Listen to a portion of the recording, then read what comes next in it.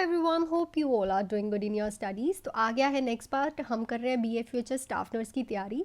जो बच्चे मेरे से पूछ रहे हैं मैम पेपर कब है, देखो अगस्त के लास्ट 2 वीक्स में आपका पेपर जो है वो हो सकता है। अप्रॉक्सीमेटली तुम्हारे पास अच्छा खासा टाइम है पेपर करने के लिए, अपनी रिविजन करने के लिए। मैं ऑलरेडी एनकलेक्स बेस्ड और जो इंटेलेक्चुअल बेस्ड क्वेश्चन BA डालता है मैं वही कराती हूँ। मैं कोई भी डायरेक्ट क्वेश्चन आपको नहीं कराती। इससे क्या होता है कि आपकी जो MCQ करने की कैपेबिलिटी है वो इंक्रीज़ होती है। दूसरी बात, तो अगर आपको ऐसे ही क्वेश्चंस का PDF चाहिए मेरे से, जैसे कि मैं रोज़ ही 3 बजे ये वीडियोस डालती हूँ, आपने देखा है कि क्वेश्चंस कैसे होते हैं, एनक्लिक्स बेस्ड ही होते हैं। ऐसे ही क्वेश्चंस का अगर आपको PDF चाहिए तो आप मेरे से बाय कर सकते हैं। और अगर किसी की थ्योरी नहीं प्रॉपरली हुई तो मेरे से आप गोल्डन पॉइंटर्स बाय कर सकते हैं। बहुत ही कम प्राइस में मिलेंगे आपको। अगर PDF लेने हैं तो 199 और गोल्डन पॉइंटर्स लेने हैं तो 99। इतने में आपको कोई भी PDF एंड सब मटेरियल नहीं मिलेगा। साथ ही साथ आपको इम्पॉर्टेंट टॉपिक्स भी मिल जाएंगे जो कि BFHS में इम्पॉर्टेंट है, वो भी एडिशनल मिल जाएंगे आपको, ठीक है। दूसरा, आप मेरे से अगर ये दोनों साथ में लेते हैं PDF भी एंड गोल्डन पॉइंटर्स, तो आपको बहुत ही कम रेट में, दैट इज़ 249 रुपीज़ में मिलेंगे। बहुत ही कम प्राइस में, 249 में आजकल कुछ नहीं मिलता।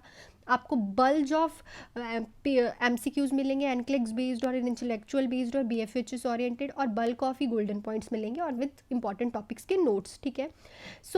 आप ये बाय करें ताकि आपको अच्छे से जो है आपका पेपर वो अच्छे से तैयार हो सके। क्योंकि देखो अभी आप टॉपिक्स क्लियर करने बैठोगे तो टाइम वेस्ट है। इस टाइम MCQs ज़्यादा करो और ऐसे MCQs ज़्यादा करो, ठीक है। दूसरा, आप मेरे से जो टेलीग्राम पे बाय करने आते हैं बच्चे, वो मेरे से पूछते हैं कि मैम हमें आप व्हाट्सएप पे भेज दो। देखो बच्चों, आप टेलीग्राम से कहीं भी व्हाट्सएप पे वो फॉरवर्ड कर सकते हो। सिंपल प्रोसेस है। टेलीग्राम पे आप उससे फ़ोटो स्टेट भी निकलवा सकते हो। आप टेलीग्राम से उसको कहीं भी फॉरवर्ड कर लो, व्हाट्सएप पे, इंस्टाग्राम पे, कहीं भी उन PDFs को और गोल्डन पॉइंटर्स को, नोट्स को फॉरवर्ड कर सकते हो, ठीक है। स्टार्ट करते हैं हमारा क्वेश्चन। हमारा क्वेश्चन है 180 क्वेश्चन हम एनक्लेक्स बेस्ड कर चुके हैं और मैंने प्रीवियस पेपर भी पीछे सॉल्व कराया और भी इंपॉर्टेंट क्वेश्चंस कराए हैं। ये 37th पार्ट है वीडियो का। करते हैं। After a laminectomy the client states the physician that I can't do anything I want to do, I can't do anything I want to do. Which of the following client stated activities indicate the need for the teaching? After a laminectomy, पहली बात तो laminectomy होती क्या है, आपने BFHS में के paper में क्वेश्चन ये वर्ड पढ़ा होगा पहले भी। लैमिनेक्टमी क्या होती है? एक सर्जरी होती है जिससे क्या करते हैं हम, स्पेस क्रिएट करते हैं कुछ बोन और सर्प्स एंड टिश्यू को उसमें से निकाल के, स्पाइन में से निकाल के। जैसे कि किसी को अर्थराइटिस है, ठीक है, तो उसमें हम क्या करेंगे, एक स्पेस क्रिएट करेंगे, उस रिमूव करेंगे उस बोन को और उस स्पर्स को जो कि उस स्पाइन में है, ठीक है। Small piece of back part, lamina, जिसको हम बोलते हैं लैमिना। लैमिनेक्टमी मतलब उसको निकाल देते हैं, उसको रिमूव कर देते हैं स्पाइन से, वेटिब्रा से, ठीक है।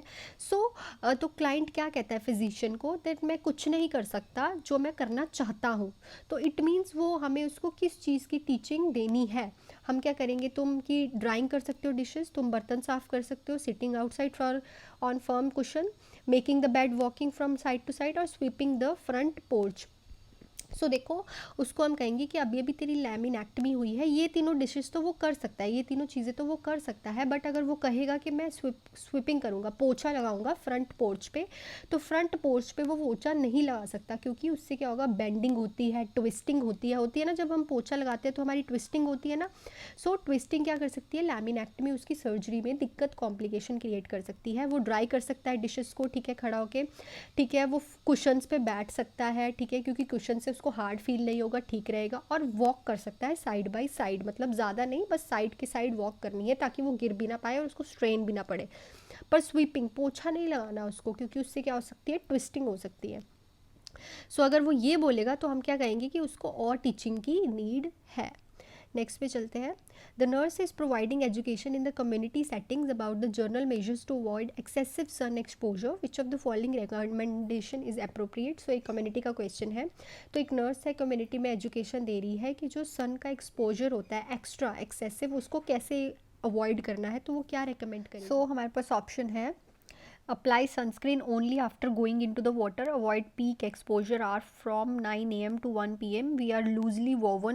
Wear usually woven clothing for addition ventilation, apply sunscreen with the sun protection factor SPF 15। क्या गाइडलाइंस के हिसाब से वो क्या बोलेगी, कम्युनिटी में नर्स कि ऑलवेज एक्स्ट्रा एक्सपोजर के लिए तुम्हें क्या करना है, सनस्क्रीन अप्लाई करनी है, ताकि वो फैक्टर और एसपीएफ उसका 15 होना चाहिए, जो उसके ऊपर भी होना चाहिए। वैसे भी नॉर्मली भी अगर तुम सन एक्सपोजर में जा रहे हो तो तुम्हें सनस्क्रीन जो है मस्ट है अप्लाई करना, बिकॉज आजकल स्किन प्रॉब्लम्स बहुत ज़्यादा होती है just because of exposure to sun, क्योंकि सन की ओजोन लेयर ख़त्म होने के बाद एक्सेसिव एक्सपोजर हो रहा है। ठीक है, सफिशेंट टाइम्स पे कभी भी सनस्क्रीन यूज़ नहीं कर जाती।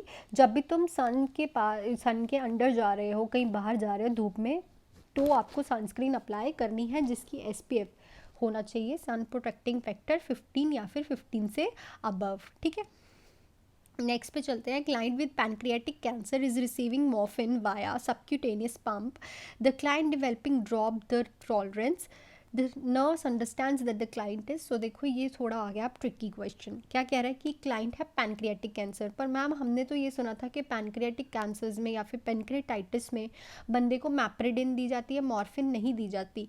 बट देखो एग्जामिनर तुम्हें ऐसे ही ट्विस्ट करता है, सिंपल क्वेश्चन है पर उसने मॉर्फिन लिख के तुम्हारा दिमाग ही घुमा देना है। ठीक है, क्वेश्चन में जो लिखा है उसको सही मानो और उसके हिसाब से आप ऑप्शन टिक करो। सो कह रहा है कि एक क्लाइंट है पैनक्रियाटिक कैंसर का, वो मॉर्फिन ले रहा है सबक्यूटेनियस पंप से। सो उसको क्या हो रहा है, उसकी जो डेवलपिंग ड्रॉप है वो टॉलरेंस उसकी इंक्रीज़ हो रही है। ठीक है, उस चीज़ को वो टॉलरेट इंक्रीज़ हो रही है, ड्रग टॉलरेंस हो रही है उसकी। ठीक है, यहाँ पे आएगा ड्रग टॉलरेंस हो रही है उसकी। तो नर्स क्या अंडरस्टैंड करेगी, tolerating the medication well, showing addiction to morphine requiring an increase the dose, experiencing physical dependency. तो देखो अगर किसी चीज़ की ड्रग टॉलरेंस हो जाए, हम कहते हैं ना कि जो ड्रग है अब उसको हम दे तो रहे हैं पर उसको कोई भी असर नहीं दिखा रही, इट मीन्स कि बॉडी जो है उसको टॉलरेट कर रही है ड्रग को। ठीक है, उसकी रेजिस्टेंस होने लग गई है, उतनी ड्रग से अब जो बॉडी है वो रिस्पॉन्स नहीं कर रही, तो इसका मतलब हम उसकी जो डोज है वो इंक्रीज़ करेंगे। समझ आई बात कैसे? जैसे हमने किसी को एक गोली दी लिवोसिट्राजिन की, ठीक है, उसकी बॉडी ने उस ड्रग को टॉलरेट कर लिया और कोई रिस्पॉन्स नहीं दिया, कुछ इम्प्रूवमेंट नहीं हुई, हल्की फुल्की हुई, ज़्यादा नहीं हुई, इट मीन्स हम उसे एक और गोली देंगे। ठीक है, जिससे हमें ये पता चल गया कि उसको उस गोली से एलर्जी नहीं हुई, बॉडी ने ड्रग टॉलरेंस करना स्टार्ट कर दिया है। इट मीन्स कि हमें एक और डोज देनी पड़ेगी ताकि इफेक्टिवली वर्क करे। तो इसमें हम क्या करेंगे, require an increasing the dose. ठीक है, ये तो नहीं है, ये ऑब्वियसली तो नर्स है ये अंडरस्टैंड करेगी। Tolerating the medication well is not tolerating, मतलब अगर मेडिकेशन वो ले रहा है तो जो बॉडी है वो अपने जो सिम्टम्स एंड उसकी जो सिम्टम्स है, मॉर्फिन क्यों देंगे, पेन के लिए, वो बिल्कुल ही कम हो गए। No, showing addiction to the morphine is not a tolerating power. Addiction is like तुम वो बार बार लेनी, वो तो तुम्हें अल्कोहल और सब्सटेंस अब्यूज़ में दिखेगा। Physical dependency is also in a substance abuse. पर ये दोनों, ये वाला ऑप्शन सेकंड एंड फोर्थ तुम्हें ऐसे ही एलिमिनेशन मेथड से कट हो गए। ठीक है, इसमें एडिक्शन और डिपेंडेंसी तो कोई बात ही नहीं है। फर्स्ट ऑप्शन में टॉलरेटिंग मेडिकेशन वेल हमें टॉलरेट नहीं कराना, हमें बॉडी की अच्छा रिस्पॉन्स चाहिए, पेन ख़त्म होनी चाहिए। सो हम क्या करेंगे, उसका इंक्रीज़ करेंगे डोज फिजिशियन को बता के। नेक्स्ट क्वेश्चन पे चलते हैं। The nurse is preparing to start an IV infusion and has raise the head of the client bed after the nurse applies glove to insert an IV catheter, declines begin to rub, client आएगा यहाँ पे, client begin to love her eyes and wipe away nasal drainage, which of the following should the nurse complete first. So देखो ऐसे ही question आपको B F futures पे देखने को मिलेंगे। ठीक है, ऐसे ही क्वेश्चन का पीडीएफ लेने के लिए आप मेरे को कमेंट सेक्शन में कमेंट कर दो, मैं आपको अपना टेलीग्राम का लिंक दे दूँगी। एंड अगर आपको गोल्डन पॉइंटर्स भी लेने हैं तो वो भी ले सकते हैं आप। और मैंने अपना जो टेलीग्राम का लिंक है वो पिन कर रखा है, बहुत ही कम अमाउंट में आपको जो है बाय कर सकते हो आप दोनों। पीडीएफ है 199, गोल्डन पॉइंटर्स है 99, अगर साथ में लेते हो तो 249, और 249 के पैक में आपको साथ में इंपॉर्टेंट टॉपिक जो कि BFHS ओरिएंटेड ही है उसके नोट्स भी मिल जाएंगे एज ए एडिशन, ये मैंने ऐड किया है। सो विदाउट एनी वेट आपको अगर बाय करना है तो कमेंट सेक्शन में कमेंट लिख के लिंक ले लीजिए, या फिर आप मेरे डायरेक्ट जो पिन किया हुआ लिंक है उस पर आके मेरे को मैसेज कर सकते हैं। और टेलीग्राम से आप कहीं भी उसको फॉरवर्ड कर सकते हैं, व्हाट्सएप पे, इंस्टाग्राम पे फ़ोटो स्टेट निकलवा सकते हैं। ठीक है, सो क्वेश्चन हमारा क्या कह रहा है कि नर्स एक प्रिपेयर कर रही है आईवी इन्फ्यूशन। उसने क्या किया है, जो क्लाइंट का बेड है उसका हेड एंड है जो उसको रेज़ किया है और उसने अपने ग्लव्स लगाए और इंसर्ट कर रही है वो आईवी कैथेटर, ठीक है। जैसे ही वो आईवी कैथेटर इंसर्ट करने जा रही है तो जो क्लाइंट है वो क्या कर रहा है, अपनी आइज़ को रब करना स्टार्ट कर दिया उसने, और अपना जो नेज़ल ड्रेनेज है उसको वाइप कर रहा है, साफ़ कर रहा है। उसके नोज़ से कुछ ड्रेन आउट हो रहा होगा। तो ये क्या हो सकता है, तो नर्स सबसे पहले क्या करेगी, discards the client attention, distract sorry the client attention, assess the client for pain, remove the catheter and assess the client vital signs, lower the head of the client's bed. So देखो, इस question को आप ध्यान से पढ़ोगे तो आप, मेरे को पता है आप कंफ्यूज होगे, बहुत ज़्यादा इंपॉर्टेंट क्वेश्चन है। आपने ये नोटिस किया कि जैसे ही उसने ग्लव्स डाले और वो आईवी कैथेटर इंसर्ट करने लगी तो जो क्लाइंट है वो रब कर रहा है, उससे नेज़ल ड्रेनेज एकदम से आने लगी। So it means it is an allergic reaction. So सबसे पहले वो क्या करेगी, लेटेक्स की एलर्जी का उसको सिम्टम्स शो हो रहे हैं, तो नर्स क्या करेगी, रिमूव करेगी कैथेटर, उसके वाइटल साइन चेक करेगी, और अगर उसकी एलर्जी इंक्रीज़ हो रही है तो हम क्या देंगे, एड्रेनलिन इंजेक्शन, क्योंकि वो लेटेक्स का एलर्जी के साइन एंड सिम्टम शो कर रहा है, वो लेटेक्स इंटॉलरेंस वाला क्लाइंट है, ठीक है। इसलिए हम उसका जैसे ही कैथेटर, देखो ना यहाँ पे लिखा है, ये देखो ध्यान से अगर आप पढ़ोगे तो after the nurse applies gloves to insert an IV catheter, जो क्लाइंट है वो बिगिन करता है rub her eyes and away nasal drainage, तो इट मीन्स कि उसको लेटेक्स एलर्जी है। इट्स मीन्स हम उसका कैथेटर जो रिमूव करेंगे और असेस करेंगे उसके वाइटल साइन, डिस्ट्रैक्ट नहीं करेंगे। नॉर्मली किसी पेशेंट के साथ होता नहीं है कि हमने कोई प्रोसीजर स्टार्ट किया और रब करने लग जाए आइज़ और ये कर ले, और क्या है, सिर्फ आईवी कैथेटर ही लगाना है। पेन तो उसको हो ही नहीं रही, खुद कौन सा इसमें लिखा है कि पेशेंट को पेन हो रही है, लोअर उसको कौन सा कोई ऑक्सीजन की प्रॉब्लम हो रही है, या फिर उसकी बैक पे बोल रहा है वो, या फिर कुछ ऐसा बिहेव कर रहा है लेवल ऑफ कॉन्शियसनेस में कि उसको ब्रेन का फ्लो कम हो गया, इसलिए जो बेड हैंड है वो लोअर कर दो, नो। सो उसको क्या हुई है, एलर्जी रिएक्शन। नेक्स्ट पे चलते हैं, the nurse should do which of the following to decrease of female client anxiety, being placed in lithotomy position for surgery. So lithotomy position भी आपने BFHS में बहुत बार वर्ड सुना है।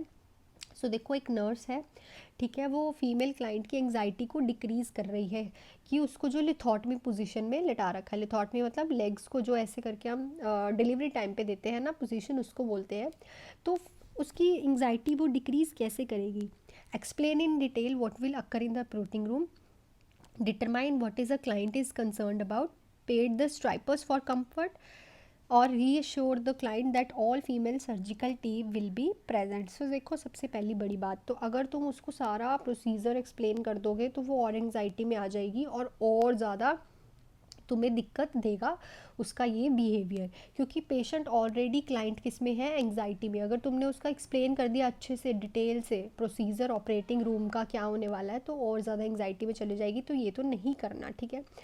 Pad the stirrups for comfort, comfort नहीं देना, comfort से क्या होगा कि उसका जो एंग्जाइटी है उस चीज़ को लेके कि पता नहीं मेरे को ऐसी पोजीशन में कैसे लटा रहे हैं, क्या होगा, उससे उसका वो ठीक नहीं होगा। कंफर्ट तो इज़ लाइक उसकी बॉडी फिजिकली कंफर्ट होगी, पर उसको एंग्जाइटी क्या है, मेंटली है, वो रिलीव करानी है।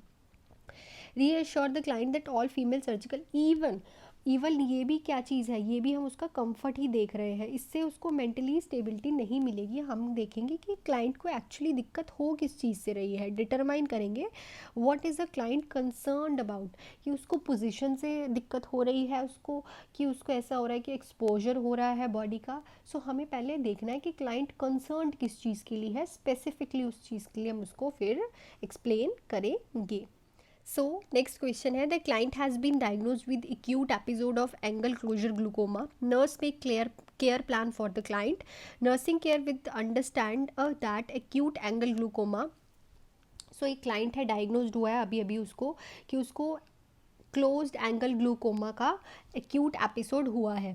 तो नर्स जो है इसका क्लियर प्लान बनाने लगी है, तो उसको सबसे पहले क्या अंडरस्टैंड होगा कि ये क्या चीज़ है, ये एक्यूट एंगल क्लोजर ग्लूकोमा होता क्या है।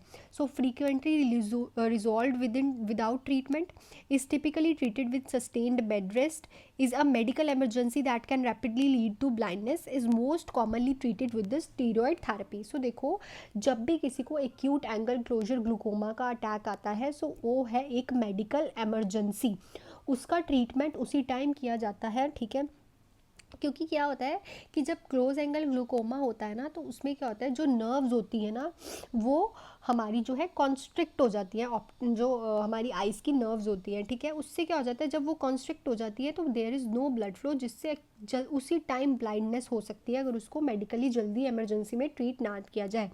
इसमें जो ड्रग ऑफ चॉइस है, इसका क्वेश्चन भी आ रखा है, इसको लिख लेना। मायोटिक्स ड्रग्स देते हैं इसमें। मायोटिक ड्रग्स क्या करती है, डायलेट करती हैं ब्लड वेसल्स को in the I. So biotics drugs किस में दिया जाता है, एक्यूट एंगल क्लोजर ग्लूकोमा में। सो याद रखना इसको, it is N medical emergency, जिससे अगर ट्रीट ना की जाए तो क्या हो सकता है, ब्लाइंडनेस। नेक्स्ट है, which of the following physical sensation will the client who had an abdominal hysterectomy most likely experience if she hyperventilated while performing deep breathing exercises। सो अगर कोई पेशेंट है, उसकी अभी अभी एब्डोमिनल हिस्टेरेक्टमी हुई है, तो इसमें से कौन सी ऐसी चीज़ वो फील होगी, उसको फिजिकली हम देख पाएंगे जब वो हाइपर वेंटिलेटेड होगी, परफॉर्म करेगी deep breathing. Dyspnoea, dizziness, blood vision, या फिर मेंटल कॉन्फ्यूजन। सो देखो, सबसे बड़ी बात तो यहाँ पे क्या है, हाइपर वेंटिलेशन। हाइपर वेंटिलेशन में क्या होता है कि जो CO2 है वो बहुत ज़्यादा रिलीज़ होती है। जब हम डीप ब्रीदिंग भी करते हैं ना, तब भी CO2 बहुत ज़्यादा रिलीज़ होती है। जब जब CO2 हमारी बॉडी से ज़्यादा रिलीज़ होती है, जो पर्सन है उसको हम देखेंगे डिजीनेस, तब हमें पता चलेगा कि वो पेशेंट जो है हाइपर वेंटिलेटेड है। सो देखो, ये ट्रिकी क्वेश्चन है, ध्यान से पढ़ोगे तो आपको समझ आएगा। ऐसे ही क्वेश्चन आपको BFHS में आएंगे, इसलिए ऐसे ही क्वेश्चंस की आप MCQs की प्रैक्टिस करो। जितना ज़्यादा आप थ्योरी को, जैसे मैं कह रही हूँ ना, गोल्डन पॉइंटर्स लो, इसीलिए कह रही हूँ, उनसे क्या होगा, आपकी थ्योरी क्लियर होगी। क्वेश्चन है कि एब्डोमिनल हिस्टेरेक्टमी हुई है, उसका लेना देना नहीं है कोई भी इस चीज़ से, पर एग्जामिनर ने आपको और ट्रिकी बनाने के लिए क्वेश्चन किया है कि उसकी जो अभी अभी एब्डोमिनल हिस्टेरेक्टमी हुई है, वो डीप ब्रीदिंग कर रही है, और if she hyper ventilated while performing, तो वो क्या एक्सपीरियंस फील करेगी। सो उसको क्या होगा, डिजीनेस फील होगा। जब जब हाइपर वेंटिलेशन होती है तो क्या होता है, पेशेंट जो है डीप ब्रीदिंग के टाइम भी हाफ का सांस लेता है, जिससे कार्बन डाइऑक्साइड बहुत ज़्यादा रिलीज़ होती है, एक्सेल होती है large amount of carbon dioxide. Dyspnoea is not, dyspnoea तो मतलब कि उसको सांस लेने में दिक्कत हो रही है ना, ऑक्सीजन ना, कार्बन डाइऑक्साइड वो सांस ही नहीं ले पा रहा, difficulty in breathing. But dizziness is like उसकी बॉडी में कार्बन डाइऑक्साइड का लेवल इतना ज़्यादा कम हो रहा है, इतना ज़्यादा एक्सेल हो रहा है लार्ज अमाउंट में, कि बॉडी में अब ऑक्सीजन ज़्यादा हो गई है, इसलिए वो हाइपर वेंटिलेटेड हो चुका है, और उसमें हमें देखने को मिलेगी dizziness. Blood vision is not related to this, and mental confusion भी नहीं। मेंटल कन्फ्यूजन तब होती है जब ब्रेन को प्रॉपरली ऑक्सीजन नहीं जाती, कन्फ्यूजन तभी क्रिएट होती है, अनकॉन्शियसनेस तभी होती है। बट इसमें ऑलरेडी पेशेंट हाइपर वेंटिलेटेड है, ऑक्सीजन तो जा ही रही होगी, तो कन्फ्यूज तो पेशेंट हो ही नहीं सकता, ना ब्लड विजन हो सकता है। सो जब जब हाइपर वेंटिलेशन होती है तो याद रखना, कार्बन डाइऑक्साइड ज़्यादा रिलीज होती है, पेशेंट में डिजीनेस देखने को मिलती है। नेक्स्ट है, when assessing an individual with a peripheral vascular disease which clinical manifestation would indicate complete arterial obstruction in the lower left leg. तो जब भी हम किसी इंडिविजुअल का पेरिफेरल वास्कुलर डिसीज चेक करते हैं, तो ऐसी कौन सी मैनिफेस्टेशन है जो कि बताएगी कि जो हमारी आर्टरी है उसकी कंप्लीट ऑब्स्ट्रक्शन हो चुकी है उसके लोअर लेफ्ट लेग में। तो हमारे पास ऑप्शन है, aching pain in the left calf, burning pain in the left calf, numbness आएगी यहाँ पे, numbness and tingling in the left leg, coldness of the left foot and ankle. So always याद रखना, जब भी किसी आर्टरी की ऑब्स्ट्रक्शन होती है तो कोल्डनेस फील होती है हमेशा, ऑलवेज याद रखना। कोल्डनेस, ठंडा ठंडा लगेगा तुम्हें वहाँ टच करने के, क्योंकि वहाँ पे ब्लड सर्कुलेशन नहीं होता प्रॉपरली। ब्लड सर्कुलेशन जब भी अगर हम वाटर को जल्दी जल्दी करते हैं तो क्या होता है, एक हीट प्रोड्यूस होती है, ठीक है, बॉडी में भी हीटेड इसीलिए रहता है। जब वहाँ पे ब्लड चल ही नहीं रहा, फ्लूइड चल ही नहीं रहा, तो वहाँ पे कोल्डनेस फील होगी तुम्हें, ठीक है। सो अगर उसकी बॉडी के फुट एंकल में तुम्हें कोल्डनेस फील हो रही है, तो इट मीन्स उसको क्या हो चुकी है, उसकी complete arterial obstruction. Next question देखते हैं, the nurse is assigned to a client with the venous thrombus, the nurse identifies a nursing diagnose of impaired physical mobility related to pain, which should the nurse do first. तो एक client है Venus, उसको thrombus है when में। So nurse ने एक diagnose बनाया है इम्पेयर्ड फिजिकल मोबिलिटी, उसे चला फिरा नहीं जा रहा, क्यों, क्योंकि पेन है। तो नर्स सबसे पहले क्या करेगी, एलिवेट करेगी leg, elevate the leg by using a pillow under the knee, encourage करेगी एडुकेट फ्लूइड इनटेक, या फिर मसाज करेगी द लोअर लेग। सो सबसे पहली बात तो इसमें इंकरेज करना fluid intake is not related. जब भी किसी को डीवीटी होता है तो फ्लूइड इनटेक का कोई लेना देना नहीं होता। मसाज हमें कभी भी नहीं करनी चाहिए उस लेग की, बिकॉज क्यों हो सकता है, थ्रोम्बस वहाँ पे और क्लॉट फॉर्मेशन हो सकती है, ठीक है। कभी भी हीट नहीं देते उस जगह को, ठीक है। दूसरा, इन दो ऑप्शंस में आप क्या होगे, कंफ्यूज होगे, ठीक है। इन दो ऑप्शंस में आप दोनों कंफ्यूज हो गए आप सब लोग कि मैम ये कैसे। देखो, पिल्लो कभी भी अंडर द नी नहीं आता, ये मैं पहले भी आपको बता चुकी हूँ। क्यों? क्योंकि पिल्लो से क्या होगा कि जो जॉइंट है उसकी दिक्कत आएगी, उस पर स्ट्रेन पड़ेगा। कहाँ आप अगर आप नी के अंडर पिल्लो रखोगे ना, यहाँ पे नी है जैसे, तो ऐसा हो जाएगा ना लेग, तो ये जो जॉइंट है इसमें दिक्कत आएगी। सिंपली आपको क्या करनी है, एलिवेट करना है लेग, पिल्लो नहीं रखना, सिंपली एलिवेट करना है हमने लेग को, ठीक है। नेक्स्ट पे चलते हैं। The client with the major depression is to be discharge home tomorrow. When preparing the client discharge plan, which of the following area is most important for the nurse to review with the client. So एक depression वाला patient था, अब उसको discharge कर रहे हैं, वो कल अपने घर पे जा रहा है, तो ऐसा कौन सा डिस्चार्ज प्लान है वो प्रिपेयर करेगी जो कि बहुत ज़्यादा इंपॉर्टेंट है क्लाइंट को बताने के लिए। Further plans for going back to work, या a conflict encountered with another client, result of psychological testing, या फिर medication management with outpatient follow up. Obviously सबसे इंपॉर्टेंट क्या होता है इन पेशेंट्स में, हमें उनको मेडिकेशन के बारे में बताना, क्योंकि अगर मेडिकेशन भी उसकी ज़रा सी ख़राब हुई तो वो दोबारा डिप्रेशन में जा सकता है, और प्रॉपर फॉलोअप देना अपना, ताकि वो दोबारा से उस स्टेज पे ना जाए। So this is the most important thing इन तीनों में से। नेक्स्ट है, which of the following outcome should the nurse include in the initial plan of care for a client who is exhibiting psychomotor retardation, withdrawal, minimal eye contact and responsiveness to the nurse question. So देखो, एक patient है, ठीक है, वो है क्या कर रहा है, एग्जिबिट कर रहा है साइकोमोटर रिटार्डेशन, मतलब कोई भी साइकोमोटर एक्टिविटी नहीं कर रहा, और बहुत ही ज़्यादा कम उसका जो है वो क्या है, आई कांटेक्ट है एक कॉन्वर्सेशन में, और वो बहुत कम अनरिस्पॉन्सिव आएगा, यहाँ पे अनरिस्पॉन्सिव है नर्स के क्वेश्चंस को लेके। सो इससे क्या आउटकम निकलेगी नर्स की, वो क्या चीज़ इंक्लूड करेगी प्लान ऑफ केयर में। सो क्या करेगी, the client will initiate in interaction with fear, the client will participate in blue activities, the client will discuss adaptive coping techniques, या the client will interact with the nurse. सबसे देखो, सबसे पहले तो जब भी कोई साइकेट्रिक पेशेंट नर्स के पास आता है, नर्स का पहला रोल होता है कि वो उसके साथ एक अच्छा इंटरपर्सनल रिलेशनशिप बनाए, क्योंकि एक साइकेट्रिक पेशेंट के साथ ट्रस्ट बिल्ड करना सबसे ज़्यादा इंपॉर्टेंट होता है। तभी वो अपनी फीलिंग्स बताएगा, तभी वो अपनी प्रॉब्लम्स बताएगा, नहीं तो वो कुछ नहीं बताएगा। तो देखो, अगर तुमने पहले उसे पीयर ग्रुप के साथ डाल दिया तो तुम्हारे साथ तो इंटरेक्शन होगी ही नहीं इसकी, तो ये तो हम नहीं करेंगे। ब्लियो थेरेपी होती है 1-to-1, एक अच्छा सा इन्वायरमेंट बनाना उसके लिए, ठीक है। नहीं, पहले सबसे पहले हम क्लाइंट को इंटरेक्ट कराएंगे विद द नर्स, उसके बाद उसको कोपिंग टेक्निक्स बनाएंगे, उसके लिए इन्वायरमेंट अच्छा करेंगे, पीयर ग्रुप से इंटरेक्ट कराएंगे, क्योंकि नर्स के साथ वो अपनी प्रॉब्लम शेयर करके ही ये सब चीज़ों में आगे बढ़ सकता है, ठीक है। सो इम्पॉर्टेंट है, याद रखना इस चीज़ को। When planning intervention for parents who are abusive, the nurse should incorporate knowledge of which factor for a common parental indicator. So देखो, जब हम किसी कोई प्लान कर रहे होते हैं इंटरवेंशन उन पेरेंट्स के लिए जो बहुत ज़्यादा अब्यूसिव होते हैं, गलत वर्ड्स यूज़ करते हैं, तो नर्स ऐसा कौन सा पेरेंटल इंडिकेटर जो फैक्टर है उनको अब्यूसिव कर रहा है उसे पता चलेगा।